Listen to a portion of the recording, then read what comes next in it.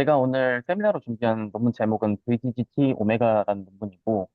이 논문은 올해 12월 2026년에 이제 출시되었으며, 베스트 페이퍼의 파이널리스트로 수상된 이제 논문 중 하나입니다.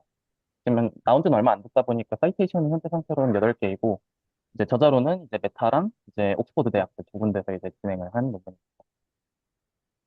이 논문은 기본적으로 이미지를 인풋으로 받아서 이제 3차원 복원을 하는 3D 리컨스트럭션을 하는 연구입니다.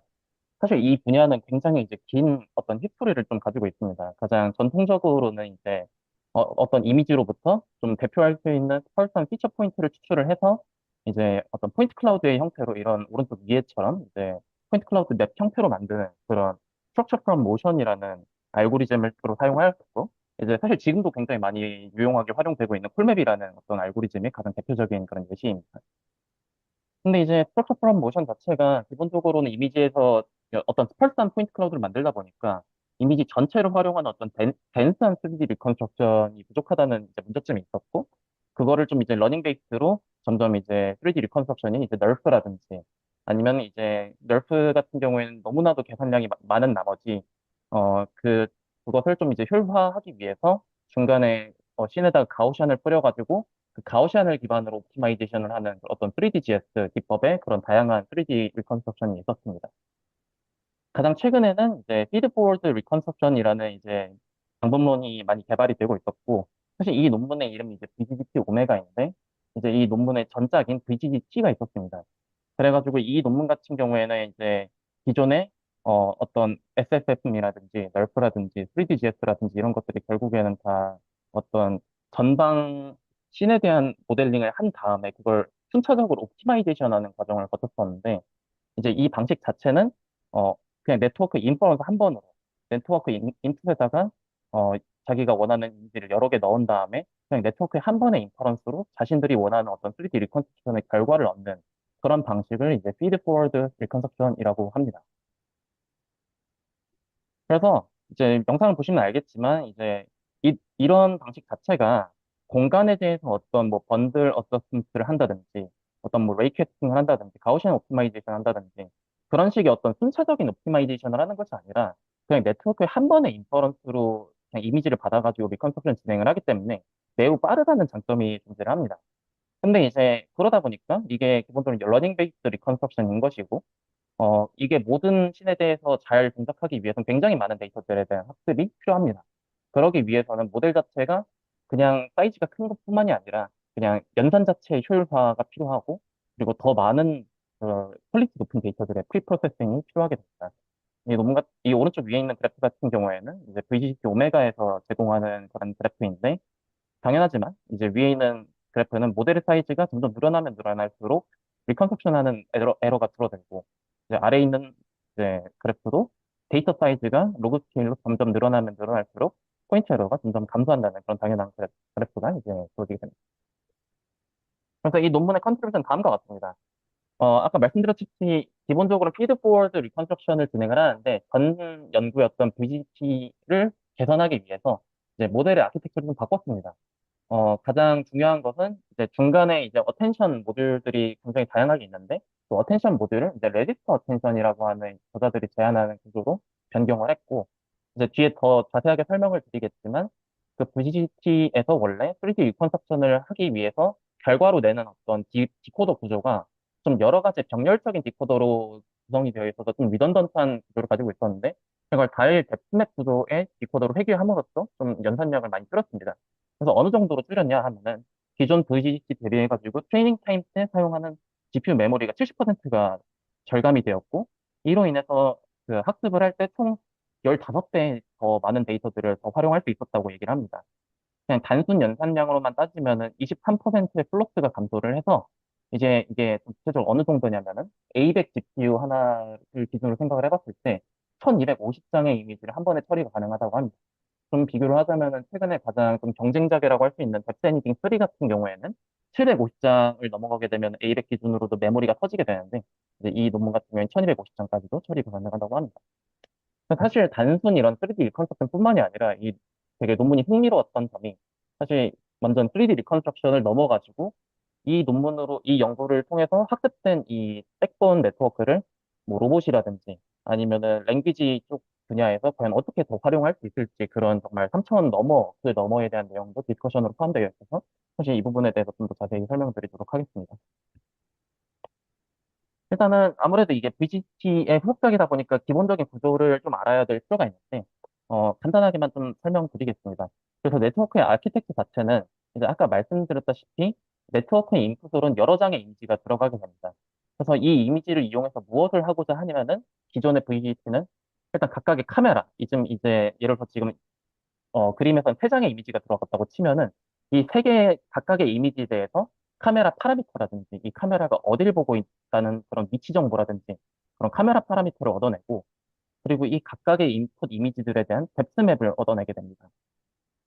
세 번째로는 사실 이 각각의 이미지들이 이제 같은 공간을 바라보고 있다고 하면은 어떤 글로벌한 프레임에 대해서 포인트 클라우드가 형성이 될 텐데 그 글로벌한 프레임에서 포인트 맵도 따로 이제 브랜치를 둬가지고 아웃풋을 내게 됩니다. 마지막으로는 이제 각각의 이미지에 대해서 만약에 같은 포인트가 이렇게 존재를 한다면 서로 다른 뷰에서 보인 같은 포인트가 존재를 한다고 하면은 이 같은 포인트를 트래킹하는 그런 부분에 해당한 디코더 총 이렇게 네 가지에 대한 아웃풋을 원래 VGDT에서 내게 됩니다. 근데 잘 생각을 해보면은 이 예를 들어 포인트 맵이라고 하는 것은 결국에는 이 각각의 이미지에서 뎁스 맵으로 만든 포인트 클라우드를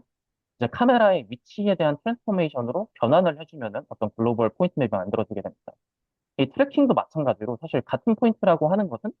이제 같은 포인트가 여러 가지 이미지에서 보이는 것이기 때문에 결국에는 이 아래 두 가지 이 디코더의 내용은 이제 위에 있는 이 두 가지로부터 사실 어떻게 보면 수학적으로 디라이브를 할 수 있는 그런 문제점이 있었습니다. 사실 이거는 기존의 VCT를 연구할 때도 저자들이 얘기를 했던 내용인데, 어, 굳이 이렇게 어떤 리던던트한 내용들을 디코더로 추가적으로 학습하게 한 이유 자체가 이 중간에 있는 그런 피처들이 좀 더 이 이미지의 그런 서로 간의 연관성이라든지 컨시스턴시를 학습하는 데 도움이 된다라고 얘기를 해서 실제로 그런 리던던트한 구조를 알고 있음에도 불구하고 이렇게 원래 짰다고 얘기를 합니다.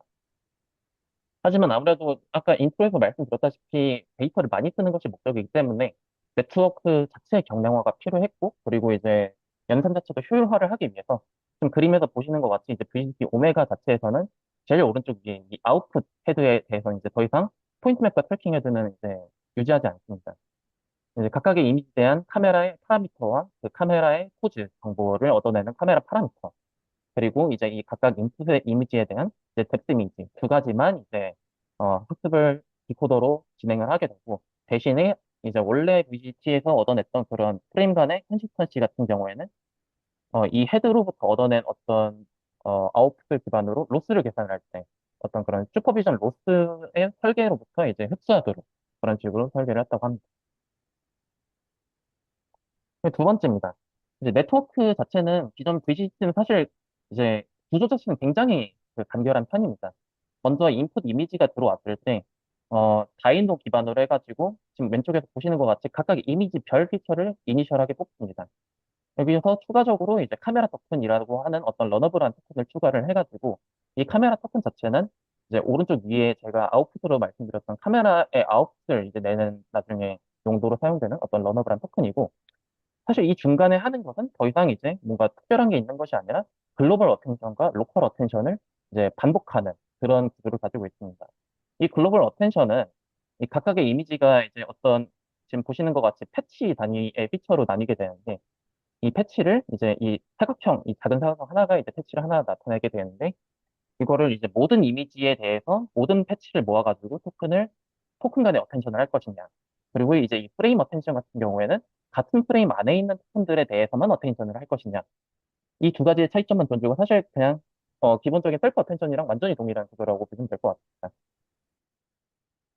근데 이제 잘 생각을 해보면은 이 어텐션이라는 구조 자체가 결국에는 이 각각의 패치들 사이의 연관 관계를 보는 것이기 때문에 이 토큰 개수가 늘어나면 늘어날수록 쿼드라틱하게 그런 연산량이 증가를 하게 됩니다. 그럼 이게 아까 말씀드렸던 천장의 그런 프레임 게이지까지 진행을 한다고 하면 이 패치 토큰이 너무 많아지게 되고 이 글로벌 어텐션의 연산량이 가장 크게 증가를 하게 됩니다. 근데 어찌됐든 이 프레임 간의, 인터프레임 간의 콜리션을 학습을 하기 위해서는 이 글로벌 어텐션이 필요한 과정인데 이것을 어떻게 효율화를 할 것인가에 해당하는 내용이 이제 나오게 됩니다. 조금 이제 프리리미너리로 좀 알려둬야 할 것은 이제 레지스터 토큰이라는 것이 존재를 하는데, 이거는 이제 기존의 그런 트랜스포머 모델에서 원래는 이제 각각의 이미지별 패치를 뽑은 다음에 얘들을 각각 토크나이즈를 해가지고 트랜스포머에 넣어주게 되는데, 이 이미지의 각각의 피처를 의미하는 토큰이 아니라 약간 레지스터 토큰이라고 하는 좀 약간 어떤 중간 단계의 그런 잠깐 저장할 수 있는 임시 공간 토큰을 만들어 놓습니다. 그래서 이 토큰이 어떤 의미를 가진다기보다는 이 네트워크 내부의 그런 연산을 하는 과정에서 만약에 잠깐 저장해 놔야 되는 그런 정보가 필요한다거나 그럴 때 이 레지스터 토큰에다가 잠깐 저장하라는 의미에서 이런 식으로 토큰의 여분을 좀 남겨놓게 되고, 사실 이거 같은 경우는 원래는 어떤 의미를 가진다기보다는 잠깐 저장 공간으로서 활용을 하고 인퍼런스 할 땐 버리는 그런 정도의 이제 토큰인데, 이제 이 VGT 오메가에서는 이 레지스터 토큰을 잘 활용하자라는 이제 아이디어를 내게 됩니다. 이 모티베이션 어디서 나오게 되었냐면은 이 오른쪽 아래에 지금 어텐션 맵이 지금 존재를 하게 되는데, 이게 지금 어떤 것을 의미하냐면은 방금 전에 모든 패치 토큰들을 글로벌 어텐션을 했을 때 각각의 이제 얼마나 활성화가 되는지를 해당하는 어텐션 맵입니다. 지금 이게 밝으면 밝을수록 어텐션이 더 많이 이루어졌다는 부분인데, 지금 보시면 알겠지만 대부분의 어텐션 맵이 까맣고 밝게 활성화된 부분은 굉장히 적은 것을 볼 수가 있습니다. 이것이 무엇을 의미하냐면은 모든 패치들을 모아가지고 글로벌 어텐션 해봤자 그중에서 의미 있게 활용되는 어텐션은 많이 없고, 그렇기 때문에 사실 가장 이제 효율화할 수 있는 부분은 각 이미지별로 어떤 대표할 수 있는 토큰을 만든 다음에 그 토큰끼리만 어텐션을 하자라는 이제 모티베이션을 얻게 된 것입니다. 그래서 이제 이터 프레임 간의 어떤 정보 교환은 모든 글로벌 프레임을 모아놓은 글로벌 어텐션을 하는 것이 아니라 방금 전에 말씀드렸던 이미지별 존재하는 레지스터 토큰을 모아가지고 얘네들끼리만 어텐션을 하자. 그럼 이제 더 이상 레지스터 토큰은 어떤 정보를 버리는 토큰이 아니라 이 레지스터 토큰이 프레임 간의 정보를 교환하는 어떤 창구로서 이제 역할을 진행을 하게 되고, 그 다음에 이제 셀프 어텐션을 로컬 프레임에서 진행을 할 때 이제 글로벌 프레임에서 얻은 그런 정보들을 나눠주는 역할을 하는 그런 토큰이 이제 학습의 구조로 되게 됩니다. 이제 가장 이제 이 저자에서 이제 주장하는 것은 글로벌 어텐션의 전부를 이제 바꾸는 건 아니고 25%만 레지스터 어텐션을 전환을 했더니 모두 다 글로벌 어텐션을 썼을 때보다 성능은 아예 떨어지지 않았고, 플로스의 연산량은 23% 감소했고 트레이닝 메모리는 16%가 감소를 했다고 얘기를 합니다. 근데 만약에 극단적으로 이제 글로벌 어텐션을 전부 다 전환을 하게 되면은 이 연산량의 94%, 그러니까 진짜 실제로는 6%의 연산만 사용을 한다고 하고, 이게 어느 정도냐면 1000프레임의 인퍼런스한 타임이 240초에서 11초까지 굉장히 수직적으로 이제 감소한다고 합니다. 근데 이제 이렇게 되니까 성능 자체가 다른 부분에서 이제 이득을 가져갔음에도 불구하고 이제 오리지널 VGT 수준으로 하락했다는 모습을 보여서, 이제 모두 다 이것으로 하는 것보다는 어찌됐든 글로벌 어텐션을 수령을 하되 그중에 25% 정도를 이제 레지스터 어텐션으로 좀 이제 수정하자라는 식으로 이제 진행을 했습니다. 그래서 마지막에 이제 트레이닝 오브젝티브는 이제 말씀드렸다시피 원래는 카메라 프리딕션이랑 데스맵 뿐만이 아니라 이제 그 서로 다른 이미지 상에서의 어떤 트래킹 로스라든지 아니면 포인트 맵을 이제 원래는 디코더 단에 달았었는데, 이거를 아예 그냥 디코더에선 제거를 하되 이제 트레이닝 오브젝티브에서 서로 다른 이미지에서 나온 것들을 이제 수학적으로 계산을 해가지고 어떤 글로벌 레퍼런스에서의 포인트 간의 로스라든지 아니면 같은 위치를 나타내는 패치끼리의 어떤 페어를 이제 수학적으로 계산을 해가지고 트래킹 로스를 계산을 한다든지 그런 식으로 이제 로스를 구성을 해서 기존 VGT의 어떤 원리 자체는 그대로 가져가되 이제 모델의 효율성을 좀 증가한 그런 모습을 보였어요. 네, 여기부터 이제 그 실험 결과입니다. 사실 구현하는 그런 요소들은 더 많았는데 사실 시간 관계상 조금 생략을 하고, 만약에 좀 더 그 알고 싶으신 분들은 좀 오리지널 페이퍼를 한번 확인을 해보시면 좋을 것 같습니다. 그래서 훨씬 이제 정말 이런 큰 환경이라든지 아니면 다이나믹 오브젝트가 존재하는 이런 부분이라든지, 사실 굉장히 놀라웠던 부분이 사실 이런 그 오브젝티브 관점에서 다이나믹 오브젝트에 대한 처리는 따로 하지 않았습니다. 어떤 프리프로세싱을 한다든지 로스를 따로 구성을 한다든지 이런 식으로 했을 때 다이나믹 오브젝트를 따로 구성하지 않았는데, 지금 보시는 것 같이 서로 다른 프레임들을 넣었을 때 배경은 배경대로 유지하고 그 안에서 사람 움직이는 거 따로 이렇게 얘네들이 학습을 진행을 알아서 한 것을 볼 수가 있고, 뎁스 애니팅이랑 비교를 했을 때 이런 1차원 뷰에서 스노보드를 타는 그런 영상이 있다고 했을 때, 뎁스 애니팅 같은 경우에는 지금 보시면 알겠지만 사람이 거의 그대로 있고 마치 배경이 뒤로 이제 움직이는 것처럼 얘는 나오지만 실제로는 사람이 앞으로 움직이고 배경은 그대로인 것이기 때문에 이런 식으로 잘 구성이 된 것을 볼 수가 있습니다. 이런 식으로 드론 이미지가 굉장히 많은 뷰의 변화가 있을 때도 어, VCT 오메가 같은 경우는 훨씬 안정적인 그런 3D 리컨스트럭션을 하는 식으로 볼 수가 있습니다. 예. 그리고 이제 뭐 수치적인 그런 카메라 포즈 에스티메이션이라든지 어떤 뎁스 에스티메이션을 하는 그런 정확도도 다른 뭐 VCT라든지 어떤 메가셈, 뭐 뎁스 에니팅 이런 다양한 것들과 비교했을 때도 훨씬 좋은 수치적인 결과가 있으니까 이 부분은 정말 프로젝트 페이지에 잘 구성이 되어 있어서 한번 직접 한번 확인해 보시면 좋을 것 같습니다. 사실 제가 조금 더 이제 말씀드리고 싶었던 부분은 인트로에서 말씀드렸다시피 사실 단순히 이 모델이 3차원 리컨스트럭션을 잘 하자뿐만이 아니라 되게 흥미로웠던 점이 이것을 다른 어떤 다운스트림 테크에도 적용을 할 수 있지 않을까라는 디스커션이 굉장히 많이 들어있어서 한번 좀 몇 가지만 소개해 드리려고 합니다. 아까 말씀드렸다시피 이제 레지스터 토큰 같은 경우에는 더 이상 그냥 버리는 토큰이 아니라 어떤 이미지를 대표하는 컨텍스트를 담은 토큰이라고 말씀을 드렸었습니다. 그럼 이 토큰 자체를 좀 더 잘 활용을 할 수 있지 않을까? 그럼 이미지를 잘 활용을 한다는 것은 특히 요즘에 이제 로봇 폴리시를 학습을 하는데 어떤 observation 기반으로 액션을 뽑아내는 그런 과정에서 이 VCT 오메가에서 나온 비주얼 토큰을 인풋으로 넣어준다면 그런 액션을 뽑아내는데 굉장히 큰 도움이 되지 않을까 하는 이제 의문점이 들었고 실제로 한번 해봤다고 합니다. 이 논문에서는 오픈 VA라는 그런 논문에다 튜닝의 그 알고리즘에다가 VCT 자체는 완전히 프로즌 시켜가지고 이 어떤 로봇 폴리시 관점에서 파인 튜닝을 진행하지 않고 그냥 이 프로즌한 신 토큰을 VLA에다 넣어가지고 그냥 이 폴리시 자체만 파인 튜닝을 진행했다고 합니다. 그래서 VCT 자체는 어떻게 보면 이 벤치마크를 보지 않았는데도 불구하고 훨씬 그 원래 오픈 VLA보다도 더 높은 모든 리베로라는 벤치마크에서 더 높은 성능을 향상시킨 것을 이제 볼 수가 있었습니다. 두 번째로는 이 레지스터 토큰이 실제로 이미지 컨텍스트를 얼마나 잘 담았냐를 뭐 이제 좀 더 이제 비율적 좀 확인하기 위해서 또 이런 실험도 한번 진행을 해봤습니다. 요즘에 사실 어떤 이미지에 대해서 씬 캡셔닝이라든지 어떤 VLM이 이미지를 설명하는 그 효과가 굉장히 크다 보니까 VGCT 오메가가 이미지를 정말 잘 설명하고 있다면 VLM급의 어떤 피처를 잘 뽑아낼 것이다 라는 생각을 하게 되었고 그래서 이제 프로즌한 VGM과 이제 VGT 오메가를 각각 프로즌 시키고 이 중간에 해당하는 어댑터만 파인 튜닝 시켜가지고 과연 이 둘이 과연 정말 같은 인베딩으로 얼라인이 되는지를 한번 해봤습니다. 실제로 실험을 해보니까 100개의 이미지에 대해 100개의 어떤 인풋 씬에 대해서 피처를 뽑아서 시뮬러리티를 랭킹을 매겨봤더니 완전히 똑같은 얼라인인 것이 77%. 만약에 이거를 3개까지 좀 이제 확장시킨다면 97%가 같은 이제 그 피처로 얼라인이 된다는 것을 확인할 수가 있었습니다. 근데 이제 사실 여기까지만 해도 전 되게 좋은 이제 실험 결과로 생각을 했는데 이 저자들은 더 나아가서 사실 이 어댑테이션 하는 그런 어댑터를 넣는 과정에서 오버피팅이 진행됐을 가능성이 있지 않냐라는 생각이 들어서 사실 이거를 정확하게 진행하려고 하면 어떤 어댑터를 두는 것뿐만이 아니라 제로샷으로도 얼라인먼트가 진행이 돼야 된다라는 실험을 진행을 하였고 그래서 여기서 이제 더 나아가 해봤던 것은 이제 사실 제가 계속 VLM이라고 하는 것이 이 논문에서 어떤 VLM을 썼는지는 지금 연기를 해놓지 않아서 VLM이라고 하는 것인데 2&3에 대한 제로샷 얼라인먼트를 한번 진행을 해봤습니다. 그래서 앞에서 말씀드렸던 VCT 오메가를 이 V의 첫 번째 VLM에 대해서 얼라인 피처한 이제 이 토큰이 존재를 하고